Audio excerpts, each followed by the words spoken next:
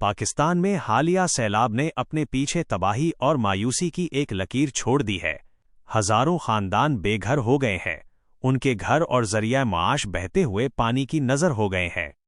اس آفت کا پیمانہ بہت زیادہ ہے اور بے شمار افراد تباہی کے درمیان زندہ رہنے کے لیے جدوجہد کر رہے ہیں۔ لوگوں کو ناقابل تصور مشکلات کا سامنا ہے، جیسے کھانے اور صاف پانی کی کمی، ناکافی رہائش اور طبی دیکھ بھال۔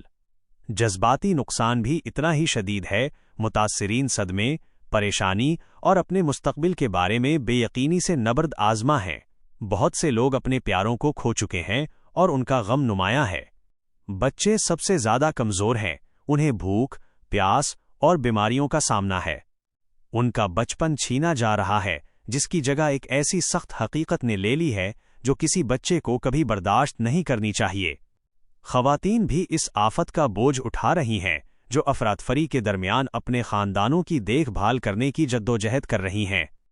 جیسے جیسے ملک اس آفت سے نمٹنے کی کوشش کر رہا ہے، یہ بات واضح ہے کہ حکومت کو فوری اور فیصلہ کن اقدامات کرنے کی ضرورت ہے۔ پالیسیوں کو فوری امداد فراہم کرنے پر توجہ مرکوز کرنی چاہیے، جس میں کھانا، پناہ اور طبی دیکھ بھال شامل ہو۔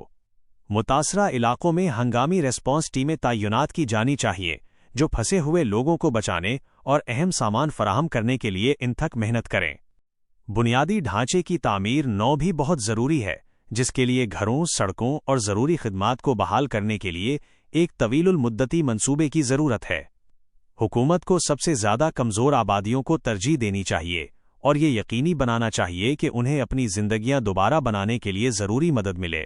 اس کوشش میں بین الاقوامی امداد اور تعاون ایک اہم کردار ادا کر سکتا ہے، جو مقامی کوششوں کو پورا کرنے کے لیے مہارت، وسائل اور فنڈنگ لائے گا۔ بدقسمتی سے حکومت کا رد عمل ناکافی رہا ہے، جس سے متاثرہ لوگوں کی مشکلات میں اضافہ ہوا ہے۔ امداد میں تاخیر، افسر شاہی کی سرخ فیتے بازی اور رابطے کی کمی نے امدادی کاموں میں رکاوٹ ڈالی ہے۔ یہ ضروری ہے کہ حکومت اپنی ذمہ داریوں کو پورا کرے اور اپنے لوگوں کی ضروریات کو پورا کرنے کے لیے انتھک محنت کرے۔ جیسے جیسے دنیا دیکھ رہی ہے، یہ ضروری ہے کہ ہم اعداد و شمار کے پیچھے انسانی چہروں کو نہ بھولیں۔ یہ مائیں، باپ، بچے اور خاندان ہیں جنہوں نے سب کچھ کھو دیا ہے۔ انہیں ہماری ہمدردی، ہماری حمایت اور ہمارے اجتماعی عمل کی ضرورت ہے۔ ہمیں اپنی آوازیں بلند کرنی چاہیے اور مطالبہ کرنا چاہیے کہ ہمارے رہنما ان کی مشکلات کو کم کرنے کے لیے اقدامات کریں۔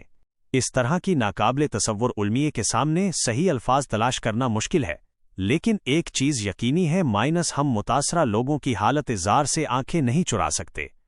ہمیں ایک عالمی برادری کے طور پر اکٹھے ہونا چاہیے تاکہ ان لوگوں کو مدد، پناہ اور امید فراہم کی جا سکے جنہوں نے سب کچھ کھو دیا ہے۔ پاکستان کے لوگ اس سے کم کے مستحق نہیں ہیں۔